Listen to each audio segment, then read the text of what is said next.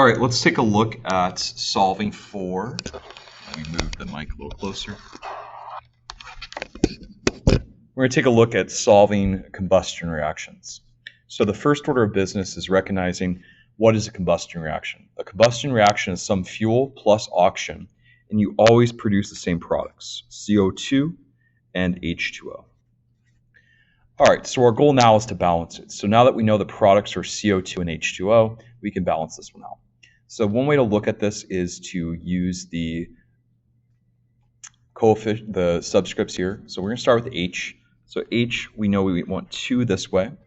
So 2 times 2 would give us 4. So that way we have the same number on both sides. So if we do our count,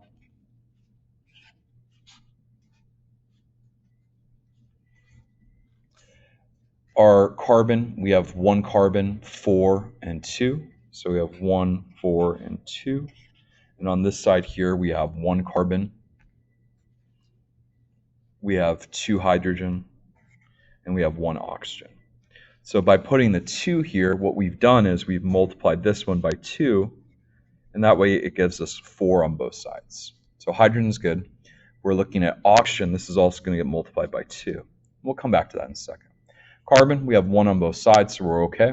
So here, our problem is we have 2 different oxygens. We have a 1 here, and we have a 2 next to the CO2. So when we're multiplying this, it multiplies our 1 oxygen here, so that gives us 2, and this one's going to remain unchanged. So we can just add that here, so we get a total of 4. On this side, we only have 2, so we're going to put the 2 in front. So this is just kind of a simple balancing one that we've seen before. It's just kind of paying attention to the oxygen. So our correct coefficients are going to be 1, 1, and 2. All right, let's go one that gets a little bit more complicated. So if we're looking at the combustion of C8H18, so this is octane. Octa means 8, ANE means it's surrounded by hydrogens, so C8H18. So for this one here, our combustion reaction, we know it's going to be this fuel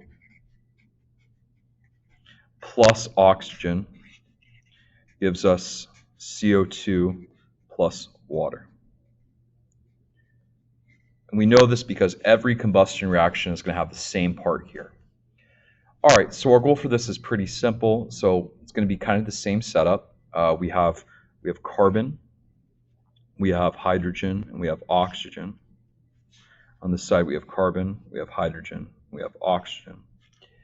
All right, but the issue is going to come when we try to solve for the last bit.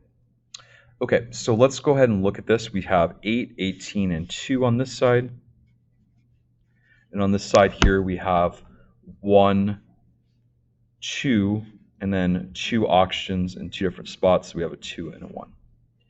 So our goal is to make these both the same. So if we start, one goal for this, if we look at hydrogen and carbon, we can kind of go from here. Carbon has 8. We want 8 on this side. So we're going to put an 8 in front. This is going to multiply both these by 8. So we would get times 8. This is okay for carbon. And times 2, this is going to be 8 times 2, we get 16 for oxygen. So this is okay. We'll deal with oxygen at the end. Let's look at hydrogen. Hydrogen, we have 18 on this side. We need 18 on this side. So we're going to multiply by 9. So 9 times 2 is going to give us 18. 9 times 1 gives us 9. And we're going to get a total of 25. Okay, so here's the problem that we have here. We need 25 oxygen on this side. We have 25 on this side. So what we're trying to figure out is what number do we multiply this by to give us 25? The issue is it's not going to be a whole number. It's going to be a decimal. So 12 times 2 gives us 24. 2 gives us 24. 13 times 2 gives us 26. So 24 versus 26, it's going to be halfway between. So halfway between 12 and 13 is going to be the decimal that we get here. So 12.5 would be the one that works. So one of our issues is we can't leave this as a decimal. So what we're going to do is we're going to just multiply everything by 2. So our correct coefficients for this, we multiply 1 by 2, we're going to get 2. 25 times 2, we can see, or 2 times the 12.5, we can get our 25. 18, or 8 times 2 is going to give us 16, and 9 times 2 is going to give us 18. So the correct coefficients are going to be 2, 25, 16, and 18.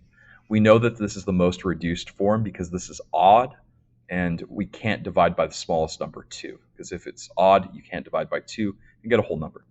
So this is about as tough as it gets. So the decimal helps us. So again, when you get a decimal, we can multiply by 2 to get a whole number. And that's the practice for this.